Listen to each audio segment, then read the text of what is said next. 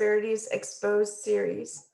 I'm the Reverend Katie Monforte, the Education Program Coordinator at Church and Society, and I will be acting as one of the moderators for today's panel, along with my colleagues, Amy Hong, the Senior Executive Director of Education and Engagement, and Mark Harrison, the Director of the Peace with Justice Program and Special Assistant to the General Secretary.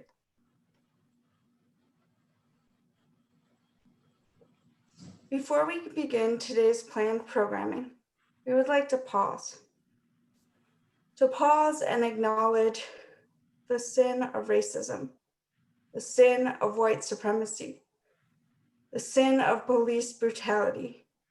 These sins have plagued our nation since its foundation. We acknowledge the pain, oppression, and evil that has led to this moment where so many are choosing to take prayerful action, choosing to take to the streets to proclaim that Black lives matter. I will now offer a moment of prayer, a time of confession. I invite you to enter with me into this space, into this prayer.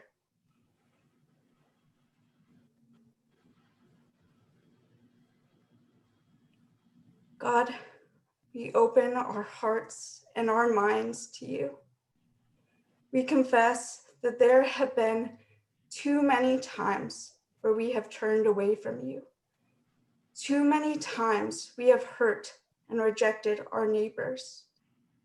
We have participated in systematic oppression that is pervasive in our culture. Forgive us. Forgive us for the sin of racism. Forgive us of our sin of white supremacy. Forgive us for criminalizing the poor and communities of color. Forgive us for our silence. Make us mindful of our privilege and give us the courage to stand for the rights and dignity of all of our neighbors. Give us the courage to stand with our Black brothers and sisters, our beloved community whose lives are in danger. We call out police brutality and discrimination. Make us willing to look within and to challenge ourselves to do the hard work to be anti-racist. Make us willing to change our lives in response to your call to love our neighbor. As we dismantle these systems of oppression and create a world of justice and peace, it is through your Spirit and through the name of Jesus Christ that we pray. Amen.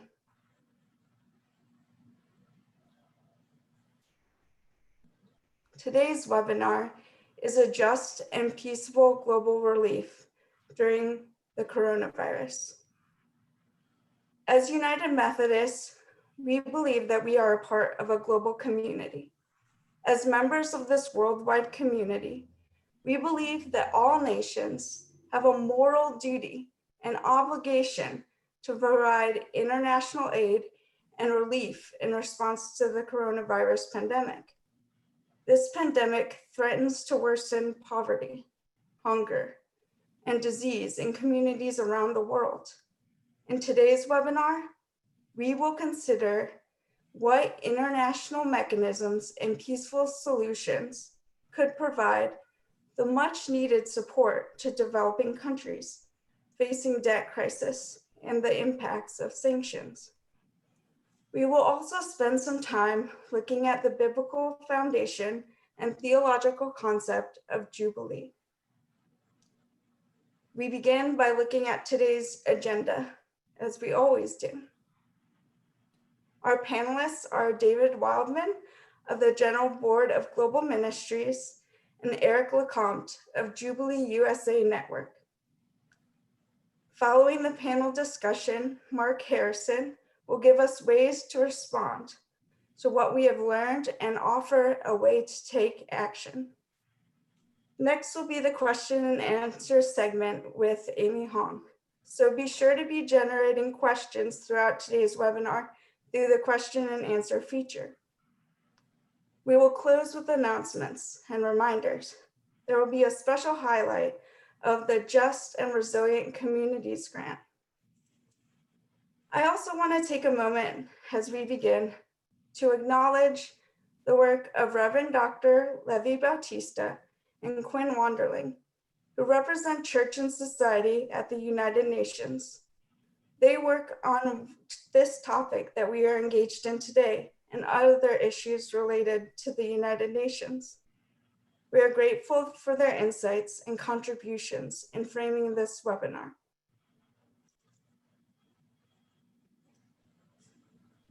Let's begin by getting to know our panelists a little bit more. David Wildman serves as the area liaison to the Middle East and Afghanistan with Global Ministries. He is the main representative to the United Nations. He has worked on issues of global peace and justice with the United Methodist Church and their agencies since 1989. He helped found the US Campaign for Palestinian Rights in 2001. He currently serves as the co-chair of the Israel-Palestine Non-Governmental Organization Working Group at the UN. He writes and advocates on nonviolent actions, boycott, divestment, and sanctions, as well as support for Kairos Palestine. He has worked on sanctions since 1976, when he first joined the anti-apartheid movement. David holds a master's in divinity and a master's in philosophy for his doctoral work in social ethics from Union Theological Seminary. He is a member of the St. Paul and St. Andrew UMC. We also have Eric Lecomte, the Executive Director of Jubilee USA Network. Jubilee USA Network is a development coalition of more than 700 religious groups and US organizations. For more than 25 years, Eric has led religious groups to win policies that alleviate poverty, address global conflict, and promote human rights. Eric advised the United Nations General Assembly on global sovereignty and bankruptcy structures to alleviate poverty. He is an expert member of the working group at the United Nations for Conference on Trade and Development and the United Nations Human Rights Office of the High Commissioner. He serves on boards of faith-based development and financial transparency organizations. He is a member of the Executive Board of Financial Accountability and Corporate Transparency Coalition. Thanks, Eric and David, for sharing your work and learnings with us today. We'll start our panel discussion with David. Our first question has two parts.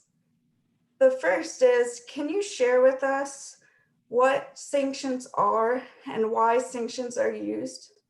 Which countries are currently on the US's sanction list? And second piece would be, how effective are sanctions? And what is the United Methodist position on sanctions?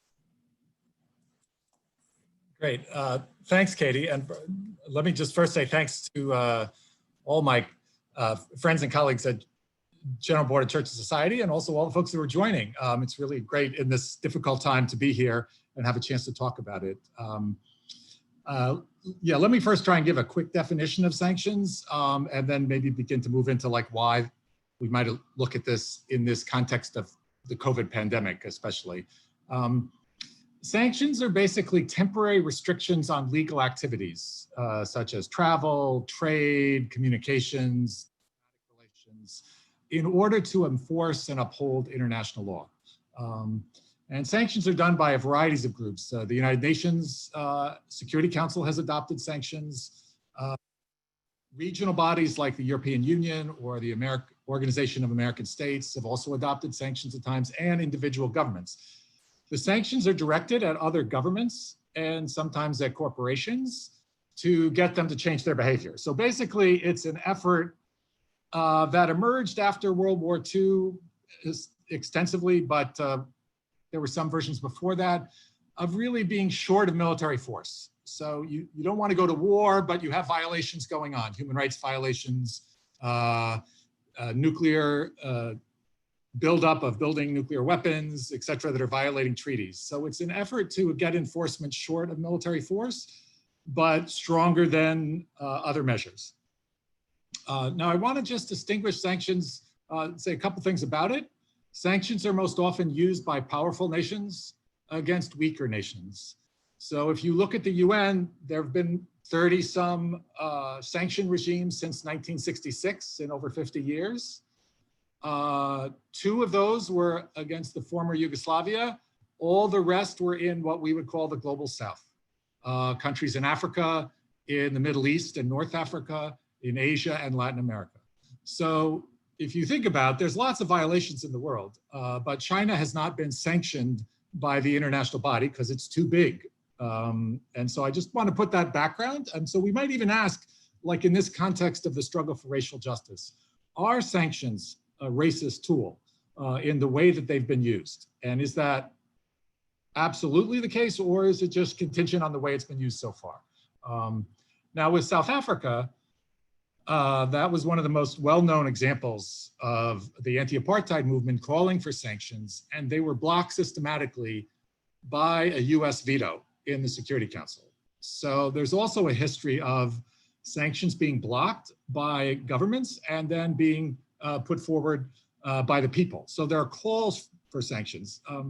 Now, when I say temporary restriction on legal activities, if you want to, for instance, sell oil to a country, that's a legal activity. It may not be a good one in terms of climate justice, but it's a legal activity. So a sanctions on oil, an oil embargo, like there have been on a number of countries, Iraq, means that you're trying to pressure that government to change its human rights violations and its policies.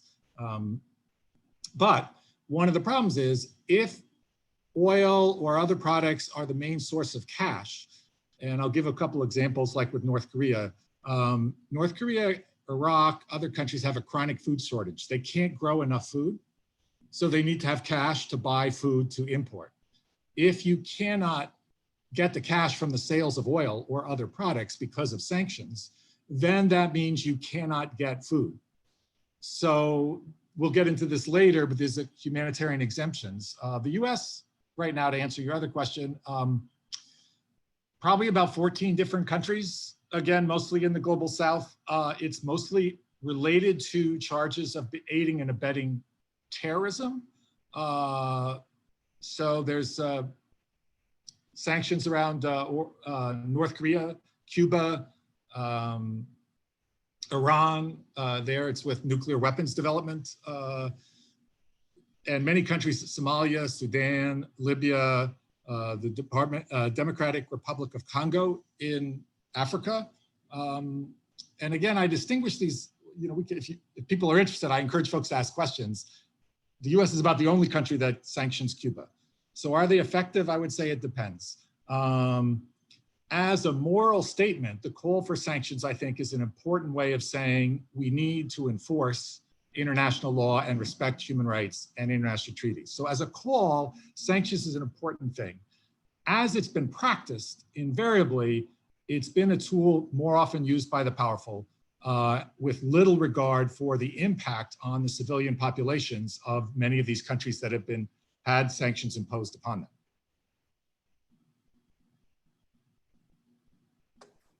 Thanks, David. Our next question you kind of leaned into a little bit, but back in March during the COVID-19 White House press briefing, Secretary of State Mike Pompeo stated that US sanctions do not prohibit humanitarian assistance. Yet studies have shown that countries, companies, and businesses are reluctant to provide aid out of fear of US retaliation. It is clear that the United States has great influence in the world. can you share with us how these sanctions have exacerbated the pandemic in some countries? Are there countries that are of particular concern to you and that are under the stress of US sanctions right now? Great, thanks. Yeah, I think one of the things is, when is sanctions used as kind of a weapon as opposed to an enforcement tool? And I think that the US is, well, now everything is different with the changing under the pandemic and its impact on the economy. But the US is 25% of the world's economy. It's a big player, so it can threaten things that other countries can't. So when it's imposing sanctions on Iran, it's also threatening retaliation and punitive measures against other countries if they ignore those sanctions. And I think that that's important. That's, you know, Liechtenstein could be very upset about something, and they could say, you know what, we're not going to trade with you. We're going to punish you. They don't have any economic clout to do that. So this is only something powerful countries. China is another example of a powerful country. It's too big to really sanction. So in terms of a couple of examples, I'd say Iran is a big example of where a lot of effort went into a nuclear agreement to monitor their nuclear development so that it could be used only for peaceful purposes. That in itself might be another webinar about nuclear power, but not to develop nuclear weapons, to have inspectors there. But in exchange, Iran is one of those countries that needs to be able to sell oil so that it can import other necessities that it cannot produce itself, including food. Now, on the humanitarian exemption, let me just say, I don't know of a single government in the world that says we want to impose hunger on others. All of them, of course, there are humanitarian exceptions. There's one exception. The Israeli government, 14 years ago, its top prime minister said, we want to put Gaza on a diet. They actually said, we want to restrict the amount of aid into the Gaza Strip that would have less calories going in than the amount of calories needed per capita. So that's one of the only places I know where people have actually said we want to use food as a weapon. Now, that doesn't mean others don't, in fact, use that. When I've talked about this oil, like how do you get, North Korea is another one. They have to import food every year. If they can't get currency, hard currency. We've had friends who have tried to ship humanitarian hygiene kits, and were told they could not have any metal in them. So they had to take the metal nail clippers out of each of the hygiene kits that were being shipped in order for them to get into North Korea. That seems a little extreme, and it's this whole dual use, which is a more technical term.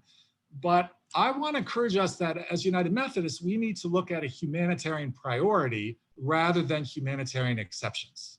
And so when you confront Pompeo or any government official to say, no, what's the humanitarian priority for the well-being of the people of North Korea, for the well-being of the people of Iran, and sanctions against military leaders, against diplomatic leaders is very different. I mean, there's a lot of things of sanctions you can do that don't have any impact whatsoever on the humanitarian conditions and situation.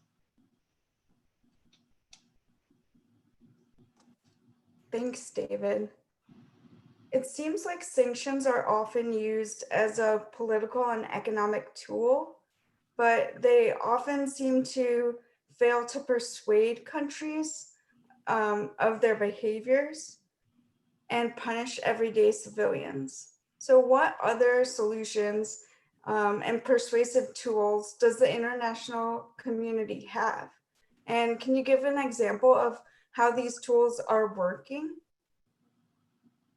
Yeah, there's a couple of things. One is, for instance, if a country is engaged in armed aggression against a neighbor or against some of its own population, restricting military aid is not a sanction. It's enforcing your laws that you don't sell weapons to folks engaged in violent activity. So enforcing our laws is an important thing. And the European Union has looked at Israeli settlement products that come from Palestinian land that's been illegally occupied, and saying you should not, those are stolen goods. You're taking resources from someone else's land and selling them. And so it's not a sanction against Israel to say you should not be able to sell settlement products. Those are stolen goods. So that's just enforcing your own laws. And I think that that has made a difference in a number of cases. Now, I will say, like with sanctions, they're always used by the powerful as a political tool, sometimes to say, oh, well, we tried sanctions, they didn't work. So now we can, as a justification to use military force. That's what's happened in Iraq. One of the other things is then the US just doesn't like that Cuba has stood up and been independent. And whatever we think of their government, there are far worse governments elsewhere in the world that we don't sanction. So why are we sanctioning them and trying to punish other countries? Sometimes I will say that sanctions are used for political domestic purposes, not really for anything about what's going on in the other country. And I think that keeping the blockade on Gaza is often more concerned about are people going to be critical in the US public? So Congress kind of goes along with that, even though it's collective punishment of a civilian population. I'll just want to say one thing. One of the most effective tools has been banking sanctions. So in the struggle against apartheid South Africa, when the banks were sanctioned about money laundering, basically, of money going to South Africa, South African businessmen started talking to the African National Congress and started talking to others to say, you know what, this is not what we can't survive this. And so I think that it's not like there's one tool or another. The psalmist once said that, Psalm 37, the war horse is a vain hope for victory, but by its might it cannot save. And what I take that is we often want a quick fix. Like the war horse was the quick fix in military conflicts in the day of the Psalms, in the biblical days. Now we have drones, we have other, sort of cruise missiles. Sanctions can be seen as a quick fix. But the work of enforcing and upholding human rights and international law is slow work. So personally, I would give the example of, in Luke 18, of the widow and the unjust judge, that when sanctions are used with the priority given to humanitarian concerns of the people, then they're like the widow's demand for justice that erodes the violence and arrogance of the powerful. It's slow, it doesn't happen in a day or a night, but it's a consistent call and push, and one never knows when it actually leads to just change.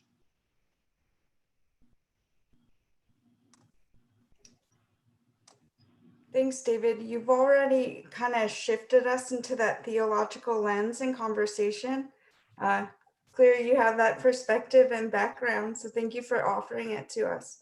Because we just wanted to see how we should understand sanctions from that lens, and then how can we as people of faith kind of take action around things like sanctions? Oh, that's really good. Well, we actually, I want to just mention, we have about 3 different resolutions that I would point folks to for as United Methodists, and I imagine there might be some non-United Methodists here, but one is really that we have an abolition, eradicating of modern day slavery, and that sanctions should be a tool used appropriately to address governments that are tolerating or even promoting slave labor in the world today. And while we don't have time to go into all of those, it's seen that that's an intolerable condition, that no slave labor should exist, period, not just a little. And so therefore sanctions are a tool we might use that would impose some hardship, but with a sensitivity to the well-being of the civilian population there. Then the main resolution is guidelines for the imposition of sanctions. And it lays out what sanctions are, ways to approach them. And I really encourage United Methodists to go to your book of resolutions to look at that. It really makes this priority of humanitarian well-being. Food and medicines should never be sanctioned. But again, as I mentioned before, Like if you don't have the cash, you in effect can't buy food and medicine, which makes you aid dependent. So only if others come to your help will the civilian population be protected. Then also in the resolution on Korea and seeking peace and reunification, we've had a long-standing commitment as United Methodists to lift the sanctions, just because of the impact that sanctions have had on a very impoverished society. Just last week, the UN Human Rights Special Rapporteur on human rights in North Korea issued a concern of saying we need to lift the sanctions because that's critical to getting food supplies and other things in for the well-being of the population.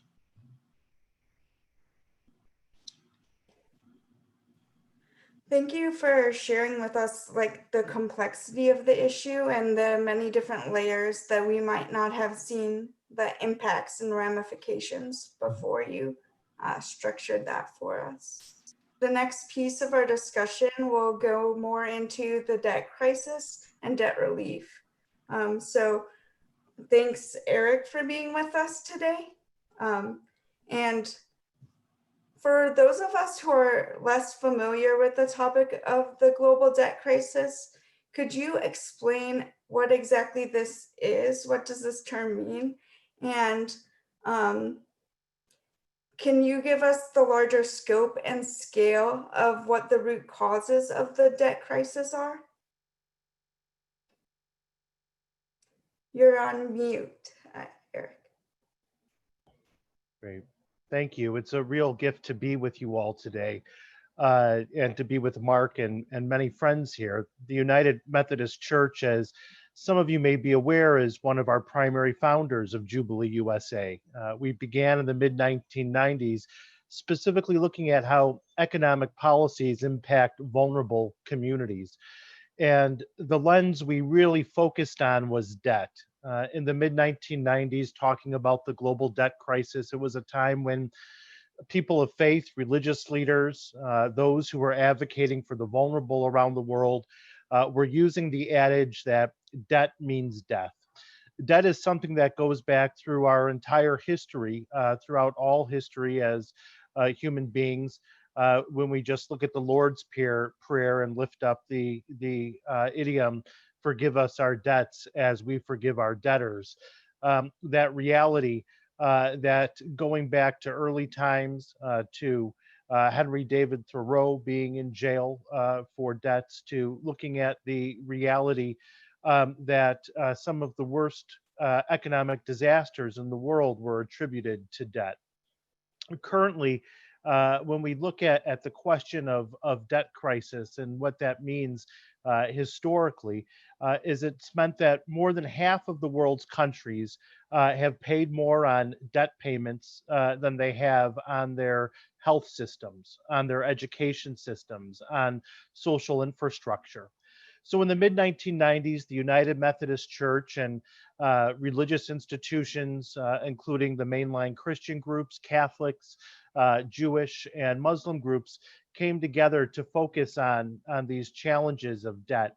And we won a series of agreements that essentially relieved the debt of the world's poorest countries through the mid-2000s and meant that 54 million kids in sub-Saharan Africa who never would have seen the inside of a classroom were able to finally go to school. It meant that in places like Tanzania and El Salvador, school fees were canceled so that universal education for periods of time was attainable. And now when we look at that challenge of debt, the International Monetary Fund, the institution which we believe is the second most powerful institution on planet Earth after the White House, says that sovereign debt currently is the main reason for global inequality, the debt that nations have. Now, in terms of where that debt comes from, it comes from many different places. Much of the debt right now comes from countries that are trying to meet their budgets. We saw after the 2008 financial crisis, the debts of countries that had previously recovered rose so that they could meet their social budgets. Debt also comes historically from problems and challenges with corruption. with corrupt governments stealing money or taking out loans and using it to build palaces instead of bridges. It's why, in terms of solving the debt crisis, it's not only a matter of relief, it's not only about restructuring, but it's also about holding governments in the North and South accountable for the way that they lend and borrow monies.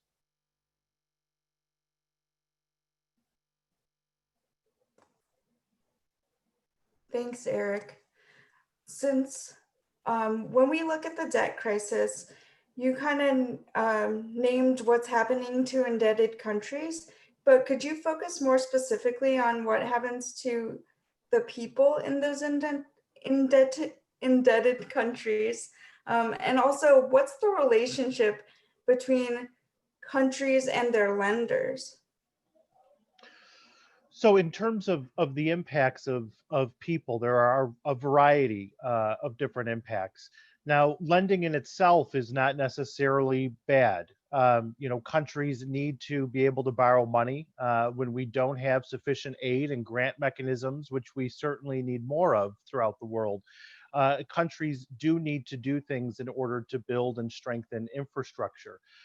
The challenge happens when debt becomes unsustainable and we get into situations where we're talking about people and populations where, in order to pay the debt, austerity policies are put in place.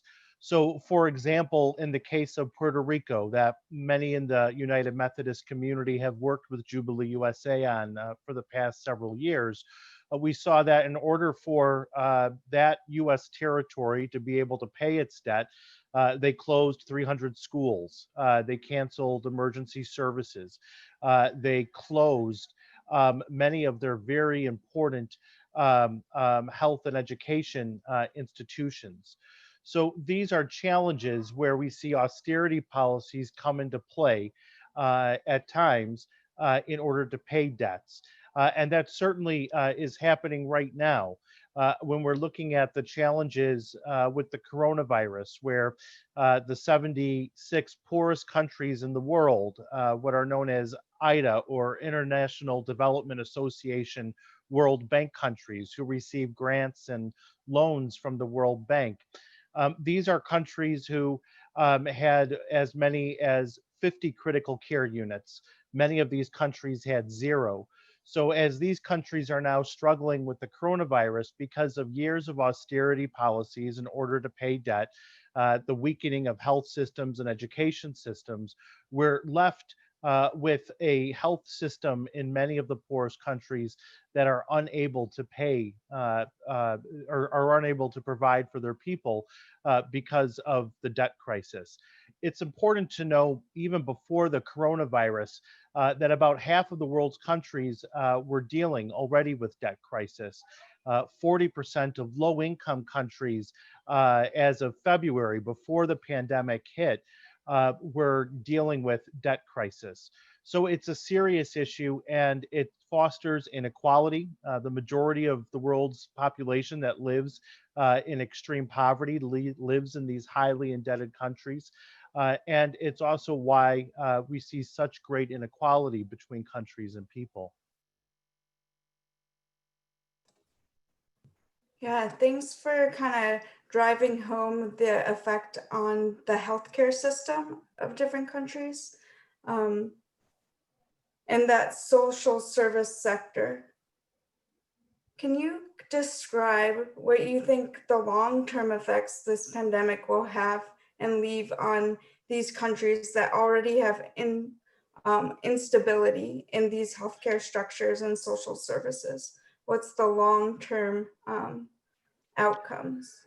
It's an incredibly serious issue, and already we're seeing what the warnings are because of the debt crisis and the global financial crisis that's being spurred by this debt crisis during the pandemic. Again, with much thanks to our partners at the United Methodist Church, who've been working with us very closely as we push the G20, the G7, the IMF, the World Bank, those that are really making decisions right now that affect our lives in the North and the South almost as much as the oxygen we breathe. I think one of the great challenges that we're looking at because of the current crisis is that low income and what are also called middle income countries, which are also developing countries, are looking at possible lost decades of growth. Just to put those numbers very specifically, right now, the United Nations is warning because of this debt crisis, because of these structural issues during the pandemic of debt, tax, trade, transparency, we're looking at an additional 265 million people in the world facing famine right now. That is because of these structural issues. To put that into context of what this debt crisis and financial crisis means for all of us living in the North and living in the South, the International Labor Organization cites in their most recent statistics that this debt crisis, this financial crisis around the world means that there will be a permanent loss of 300 million jobs, jobs that just disappeared. To put this financial crisis, this debt crisis into the context of the 2008 financial crisis, in the 4 years after the 2008 financial crisis, we lost 22 million jobs. That's why this crisis is being called by the UN Secretary General of the United Nations, by the head of the International Monetary Fund, as the worst economic crisis we have experienced since the Great Depression. So, in terms of how this affects all of us, because of the lack of debt and market protections, we're going to see those impacts in the United States and the North. But some of the most devastating impacts, as you allude to, are going to be experienced in the developing world. Unless we deal with these debt and financial crisis issues, it means that people will be dying of famine. Again, that adage from the 1990s is alive again today. Unfortunately, that debt means death. It means a reality that not only will jobs be wiped out, but we will not be able to have basic social protection floors in to protect workers and to be able to protect people in poverty in developing countries over the next few months. Without answering these questions of debt relief in the next 6 months to a year, it means that these health systems that are already weakened will be even more weakened, and people will die because they can't even access basic medicine and basic critical care units. So these challenges are significant. Now, outlining these challenges, there's certainly hope, and we're seeing progress and trying to move in the right direction. But I think what we're seeing right now is these underlying causes of financial crisis with this shock from the pandemic of debt crisis is impacting poor and developing people incredibly more. As of last week, the United Nations notes that we are now looking at 100 million more people because of this debt crisis and financial crisis, 100 million more people moving into the trap of extreme global poverty.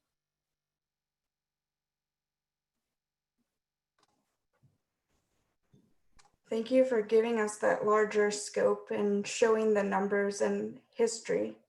The International Monetary Fund has canceled 6 months of debt payments for the 25 poorest countries, and the G20 nations have agreed to put debt on hold.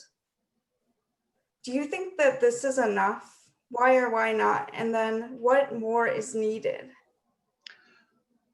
Well, it's not enough, but it's a start. And again, much thanks to the United Methodist Church, as well as the many of your congregations that have signed on to our statements, who have reached out to members of Congress, the United Methodist Church nationally, as well as many of your congregations right now, are actively signing our letters that are going to the IMF, to the G20, to the White House, to the G7, and they are making a difference. So what we've won so far, in April, when the G20 was meeting, the International Monetary Fund, the World Bank, we were calling for measures of debt cancellation, of debt relief, of being able to get increased aid to developing countries so they can bolster their social protection floors, to start to deal with issues right now of debt vulnerabilities, of bankruptcy, of being able to make debt restructuring better so that countries can survive this challenge, and also being able to start to look towards what it means to build a more resilient future as we look at ways to protect our planet, as we look at ways to change some of these economic systems and these tax and transparency challenges so countries have enough revenue. So in terms of what we've won so far together we've won about $22 billion in initial relief measures. And that's $2 billion of debt cancellation for the 25 poorest countries in the world. And that came specifically out of an International Monetary Fund mechanism that the United Methodist Church and Jubilee USA worked together during the Ebola crisis to create, called the Catastrophe Containment Relief Trust. So we have 6 months for the poorest countries, debt canceled, $2 billion for countries that count their budget in the tens of millions, specifically so they can bolster health services, specifically so they can have social protection floors. In addition, we made possible for 73 of the world's poorest countries the ability to be able to have their debt payments stopped through the end of this year. It's not a perfect process, but it's a start. What do we need to do right now? So in the short term, we need to be able to extend that debt cancellation for the poorest countries even beyond 6 months. So they have a fighting chance to get on the other side of this thing so they can challenge the problems with extreme poverty, as well as the famines that are quickly growing in their countries. We need to be able to increase that debt standstill into 2021 for these 73 countries, and now start to move forward a mechanism that can cut and cancel debt for these countries so they can get back to sustainable levels. We need to increase aid. One of the most important things, and this is also a call the United Methodist Church is heralding very strongly, is we need to immediately access global reserve funds.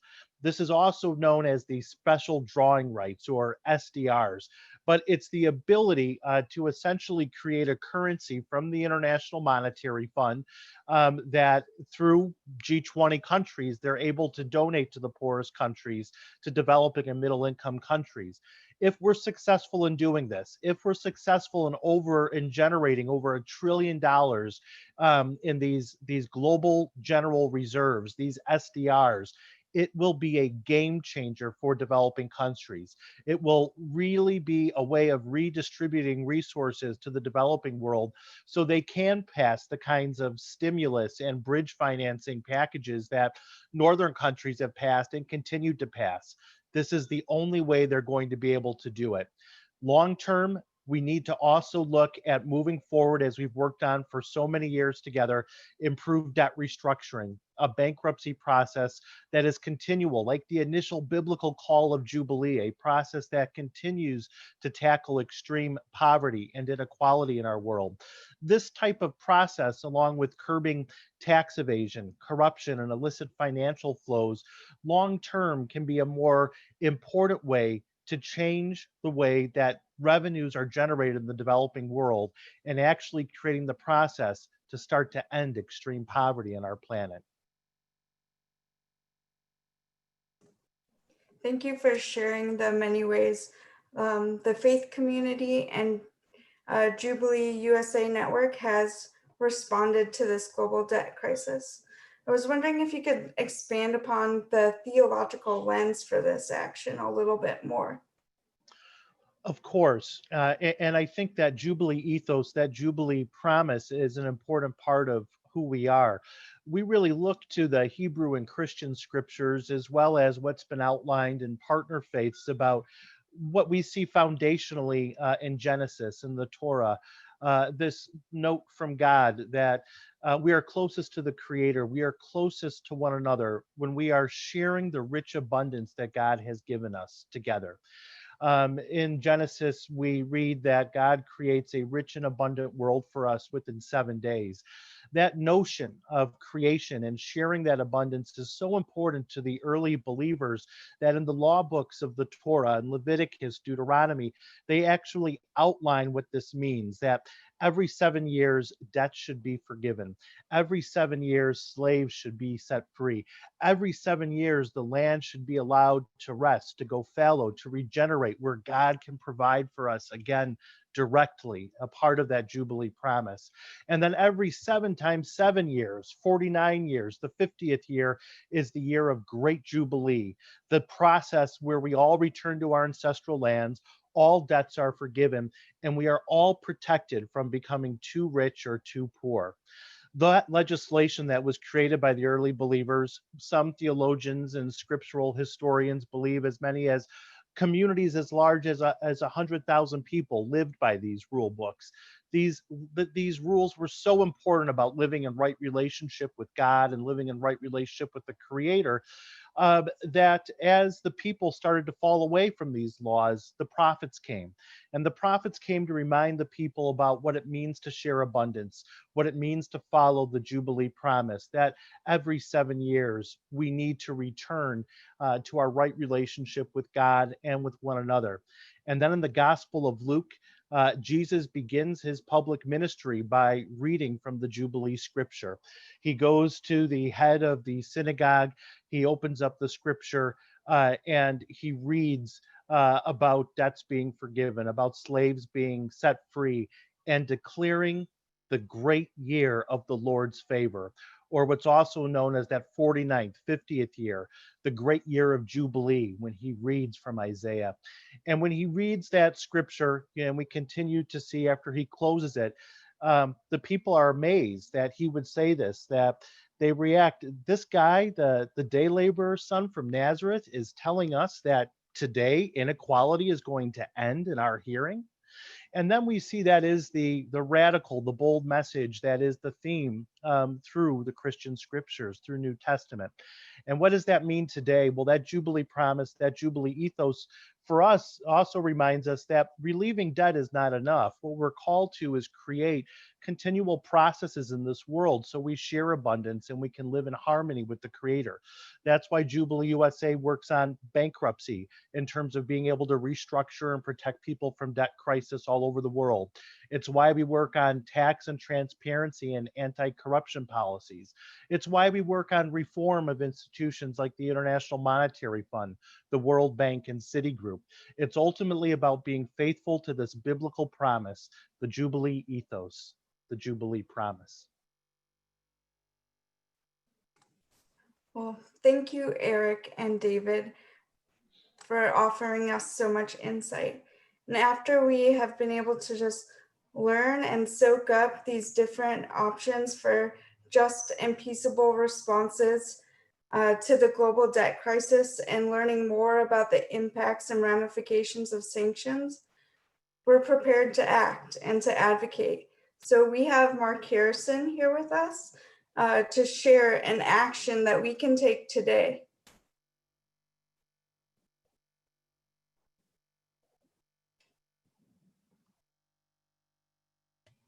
Good afternoon, everyone, or good morning or good evening, wherever you are in God's world. Thank you for participating in this important webinar on saving people's lives, particularly in the time of the COVID crisis. You've heard David basically lay out what the United Methodist Church has said about sanctions. Clearly, the church has been strong and in its resolution on 6043, guidelines for the imposition of sanctions. We say no to sanctions on food and health supplies. And that is why we are, and then I will give you an action piece to go with that. We also have called very strongly for the issue, addressing the issue of debt, particularly in this time of the COVID crisis, so that countries can use these resources to fight the pandemic. Please go down to the second slide where we say the U.S. Senate. The Congress, the House of Representatives has already acted on its latest COVID bill called the HEROES Act.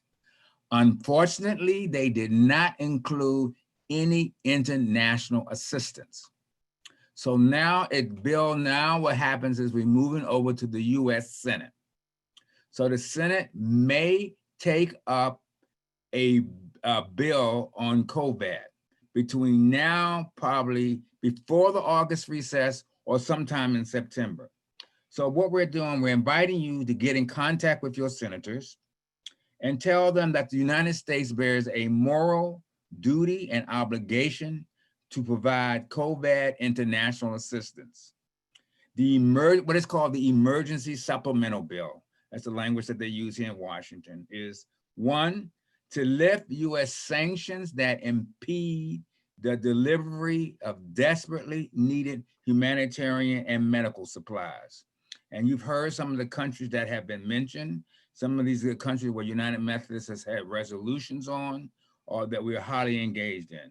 I just give examples of Cuba, you heard Iran, you heard the Gaza region of Palestine, and you heard North Korea.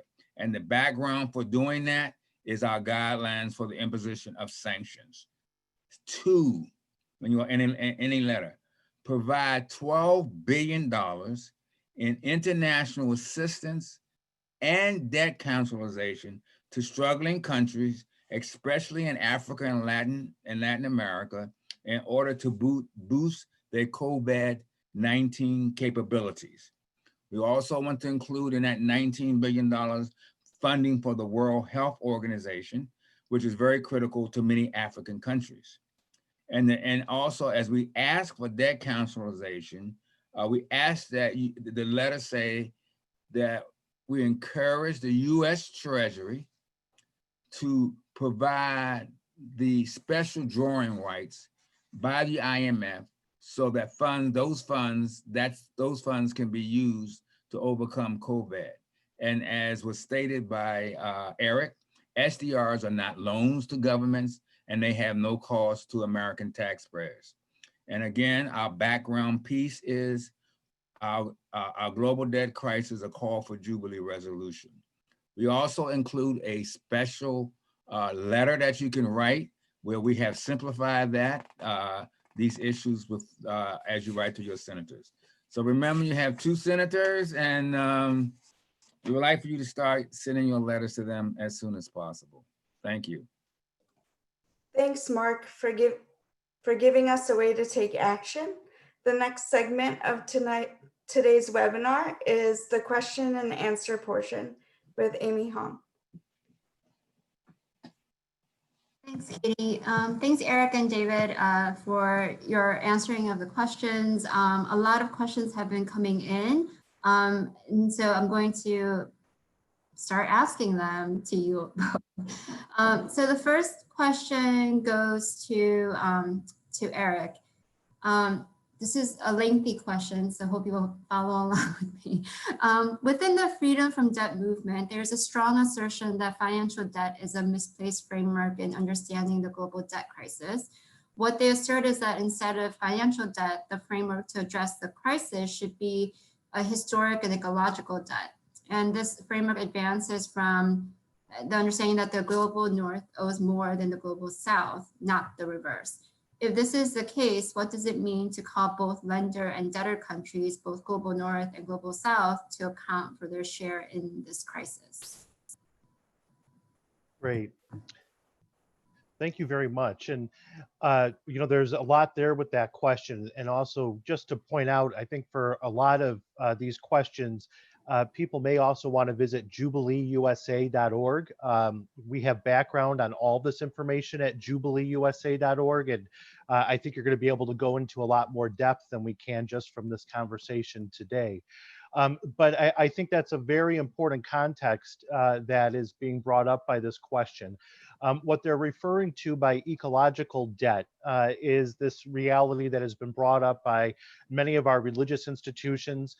We saw that Pope Francis within the Catholic Church wrote almost an entirely encyclical on these questions of ecological debt, Laudate Si, but meaning that in order for the North to develop, the process of industrialization was largely fueled by taking resources from the South. When those resources were taken from the South to build industrialization and build infrastructure in the North, it also caused serious environmental degradation to our world.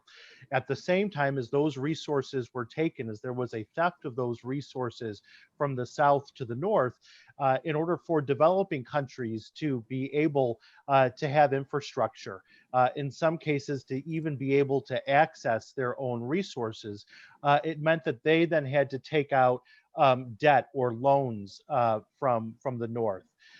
This is as much how we look at what was public sector debt into the early 2000s, but how lending happened from wealthy countries to developing countries, how resources were moved, how at times the World Bank and the IMF helped to move these resources to the north. So that is, it's an important historical context when we understand calls for not debt forgiveness, but debt relief and debt cancellation, that there needs to be a sharing of abundance and a balancing, as well as moving forward with protecting our earth. I think it's also important to note, and I think you'll see some of this when you go to our COVID resources at jubileeusa.org, is that some of the lending and borrowing questions have become more complex in recent years. No longer are the majority of loans coming from the IMF, from the World Bank, from the G20. We're seeing private creditor groups. We're seeing predatory hedge funds. We're seeing other groups that sometimes have more equal relationships and less equal relationships, both with northern countries as well as southern countries.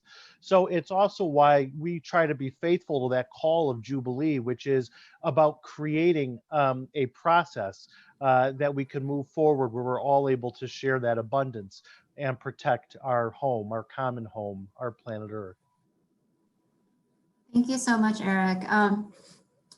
This question goes to David. In the beginning of your answer during the panel discussion, you mentioned that the United States is the only country that has sanctions on Cuba. Why are we still doing it, and what are the reasons for that? Great, thanks. Yeah, that's a curious question. I think one history of that is we don't like when small countries stand up to the United States. And so if you look at the countries we've punished most, it's been small countries. And so Cuba is one of them. United Methodists since the early 60s have said we should always talk with folks we consider enemies. So it's far better to talk and engage at the UN or in other ways than cutting things off. And so, you know, one of the things sanctions does is cut off. But part of it is also a domestic political issue that among immigrant communities in the United States, Cubans had a fast track to citizenship, to become Cuban Americans and become citizens, and therefore voters. And the Cuban American population has been especially concentrated in one state, Florida, and in a number of congressional districts. And so therefore, the ratcheting up of sanctions that happens every so often, the Helms-Burton bill, some folks may remember from 24 years ago in 1996, they always happen in election years. Now, why is that? So some of it is actually that sanctions like Cuba is one example, there's others, are for domestic purposes, not necessarily addressing the concerns in the country itself. Okay. Thank you so much. And the next question goes to you, to the both of you. Civil society groups like GBCS and others working on financing for sustainable development at the United Nations are interested in protection floors as a solution. Can you explain how social protection floors and ideas like the universal basic income fit into this conversation? Sorry, could you, there was a backward, just say that last part again, please? Sure thing. I'll just read the entire question again. Civil society groups like GBCS working on financing for sustainable development at the United Nations are interested in social protection floors as a solution. Can you explain how social protection floors and ideas like the universal basic income fit into this conversation? Eric, do you want to go first, or you want me to? I'm sure. Well, I guess to perhaps make a few comments on it.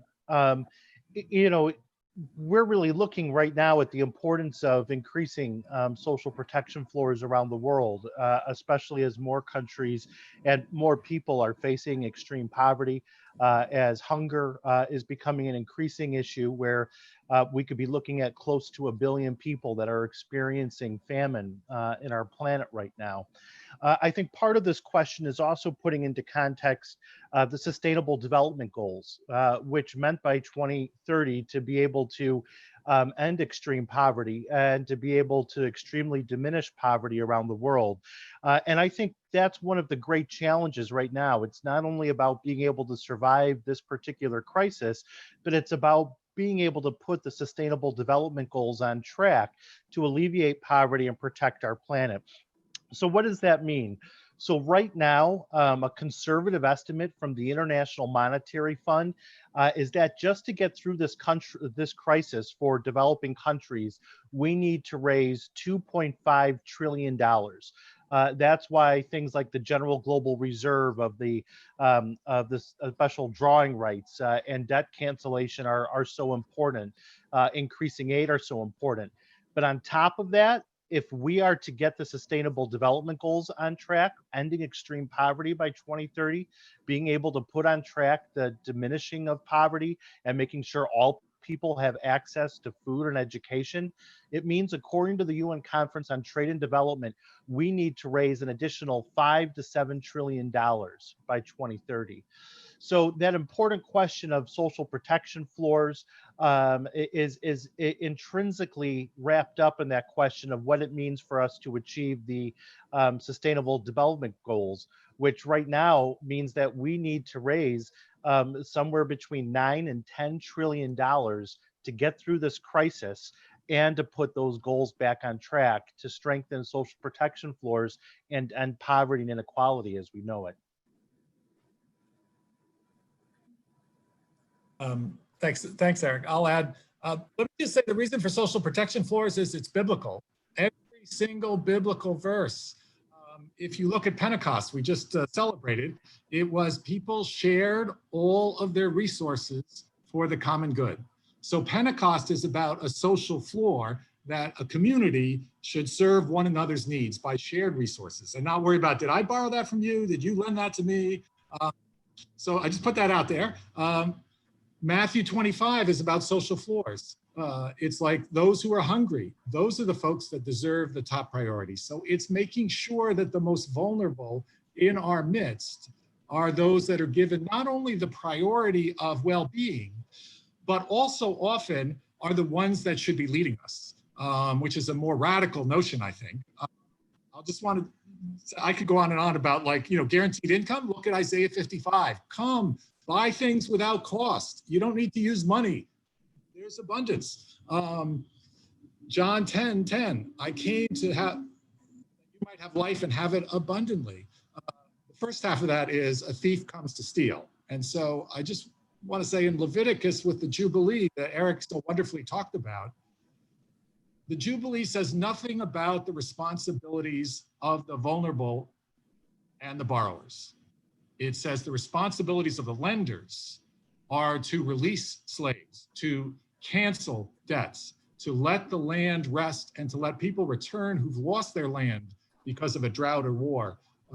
So all of the responsibilities are placed on the powerful to ensure the well-being of the whole community. And I think if you go over and over again, we don't have enough time to go through all of them, but that's a few texts that I would invite folks to look at. Thank you so much. And this will be the last question. And I guess both Eric and David can answer this as well. And we just heard from David the responsibility of the lenders. So the question is, why the hesitation for debt relief and debt forgiveness? Who is the one who would be quote unquote losing to offer that? And who is hurt or claimed to be hurt from it? Especially since right now there seems to be a great kind of push and call for debt relief and debt forgiveness. Do you want me to go first this time? So I think, first of all, one of the things I found helpful is that debt is a tool to enable individuals and communities to do something now where we don't have the resources. So if I want to build a house, I need to borrow some money. So that's actually a good tool to help temporarily redistribute resources for well-being. The problem is actually this interest cycle that keeps making people pay far more back than, so debt relief is really just adjusting things. The banks Eric did a great job. The IMF, the World Bank have been flagrant in violating their own rules for decades. They lend to dictators with no sense of like, so imagine why shouldn't they be held accountable for the wrongs, that the violations, the corruption that they systematically and repeatedly practiced? We're having that right now with all of the COVID money. That a whole bunch of this money is going to massive transnational corporations, and they're not giving it to their workers, they're giving it to their CEOs. That's corruption, that's criminal, that should be stopped. Those are the folks that are very worried about debt relief being canceled. Great, and I don't really have much to add to what David says. As our friends in the Quaker community say, when someone says what's already been said, you say, friend speaks your mind. And so friend has spoken my mind. Perhaps though I just could take a moment just to again point to some other resources. I think one of the questions in terms of looking at debt that's become a little bit more complex is private creditors, lending from banks and institutions, which actually have less oversight and accountability than even the G20 or the IMF has right now. So last week, Jubilee USA, or was it earlier this week? Last week, USA addressed a special session of the United Nations where we really focused on some of these challenges with private creditors. And so I would again just encourage people to go to jubileeusa.org, because some of these challenges right now, we're breaking down the current coronavirus crisis and recovery as it connects directly to debt. So thank you guys so much for having me with you today. It's been such a gift to spend this time with you. Thank you. Thank you so Yes, much. thank you so much. Answering the questions. I'll hand it over back to Katie now. Well, we'd like to begin by thanking Eric and David, Mark and Amy for just moving this discussion and giving us different lenses and perspectives on this issue. We're going to transition to announcements. And as we enter into this announcement portion, we wanted to highlight and give attention to a special grant opportunity. The Just and Resilient Communities Grant application is now open, and you can find it on the grant section of our website. We know that public health, economic, and social impacts of the coronavirus have affected many communities around the world. These impacts, coupled with discriminatory, violent practices and policies, target marginalized and vulnerable communities and have compounded injustice and inequality on a wide range of issues: access to healthcare, food security, human dignity and human rights, and free and fair elections. Given the scope of the crisis, Church and Society will award this special grant cycle to support United Methodists who are building more just and resilient communities. So to apply and find out more, be sure to visit the grant section of our website. Again, we are so grateful for our speakers today, how they lended their expertise and particular lenses to the discussion. As the participants have received emails after all the webinars, be sure to look in your email and you will receive a follow-up from this discussion in the coming days. We also want to encourage you to share this webinar and rewatch it on our YouTube page at UMC Justice. But most importantly, be sure to sign up for our final webinar in this series. That title is Imagining a Just Economy Post-COVID-19. We hope to see you next Thursday, and thank you for joining us today. Bye.